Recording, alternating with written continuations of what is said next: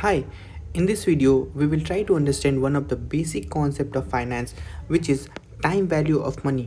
Now, the time value of money concept is not just only used at basic levels, but also has application at advanced level like portfolio management or derivatives market or asset-backed securities.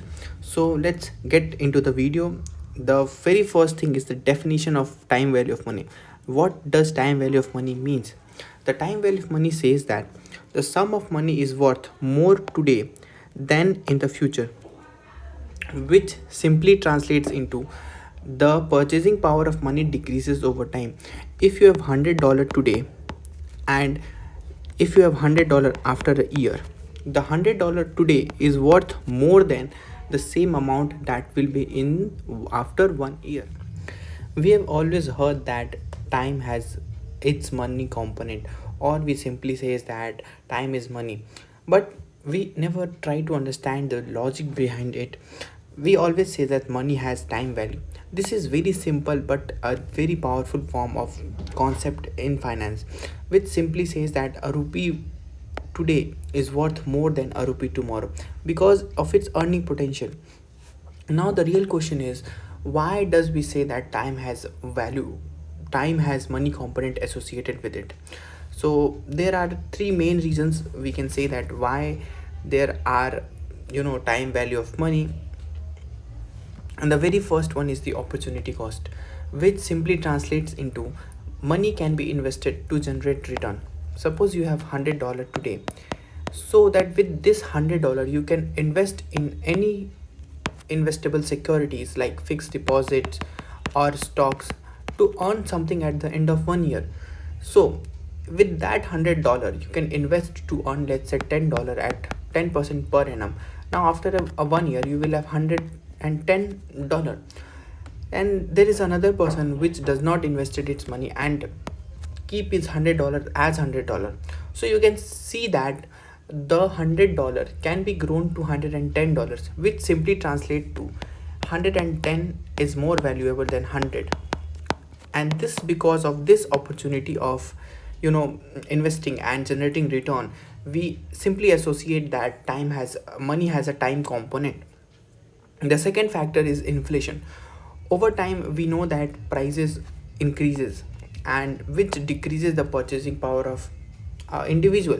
Suppose with $10 you can buy 1 kg of sugar today, and the same 1 kg of sugar after a 1 year can cost you $12, which means that if you have $10 today and after a year you still have $10, now you can get less amount of sugar, which simply translate to you have now be able to purchase less amount of sugar, which means that your purchasing power have decreased.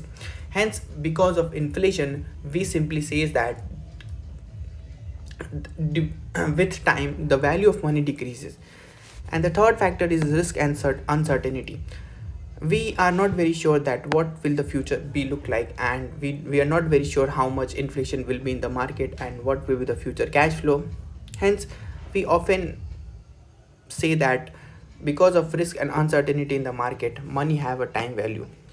Now this time value of money as a concept was first given by Martin de Espelacueta. He was an economist of 16th century. Now let's look at the what is the formula of time value of money. So the basic time value of money formula does not calculate itself. Instead, it shows the change in value of money over time. It calculates the future value of sum of money based on. So there are different component of calculating the time value of money, and these are the component. The very first one is the present value. What is the present value of any sum of money? The second one is interest rate, or whatever rate you are getting for investable securities. It could also be inflation, it could also be your risk free rate. And the third component is the number of compounding periods per year. Now what does it mean? Some security gives semi-annual interest, some give annual interest. So for semi-annual we take is as a half, for annual we take it as one. Similarly, it could be based on 2 years. The fourth component is the number of years. Now based on these variables, the formula is future value is equal to present value into 1 plus interest rate divided upon number of frequency to the whole power n into t.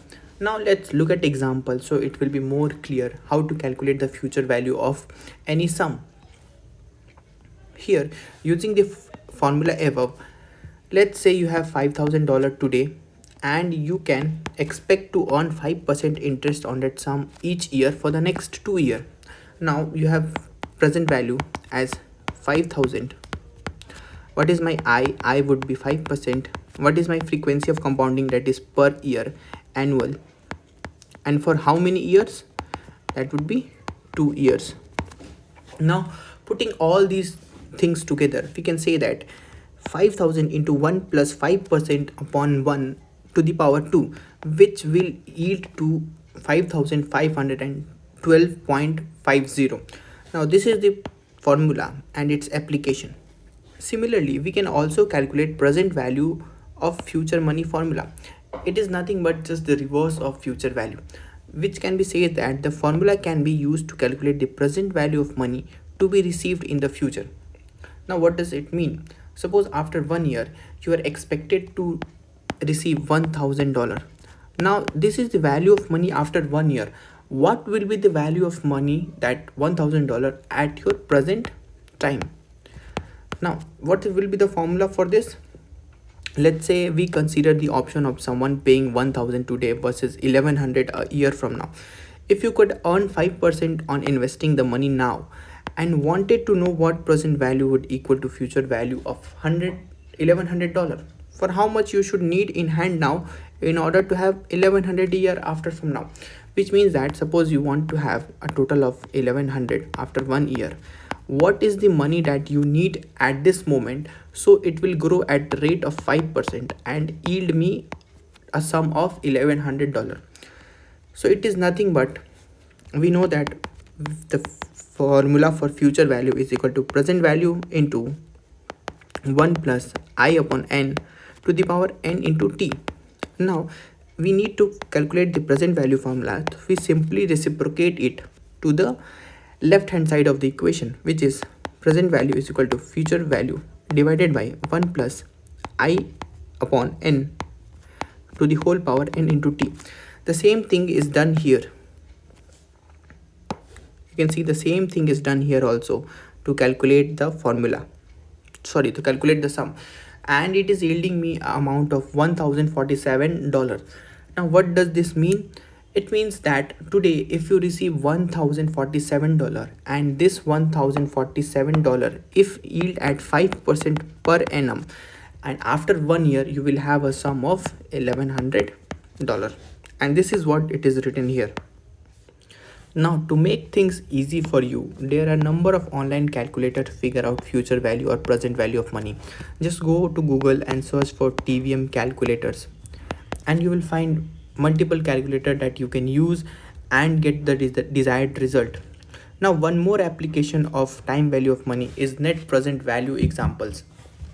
Now where this net present value example is used, it is used in getting estimate of whether a project is generating a positive cash flow or a negative cash flow, and it is based on series of cash flow in following years. And let's look at an example. Suppose there is project A which requires an initial investment of $500 million, and these are the cash flow that can be expected to generate from this project. In year 1 we are generating $100 million, in year 2 we are generating $100 million, till year 5 we are generating $100 million each year, and at the terminal year we are also expecting to receive $300 million as a cash flow.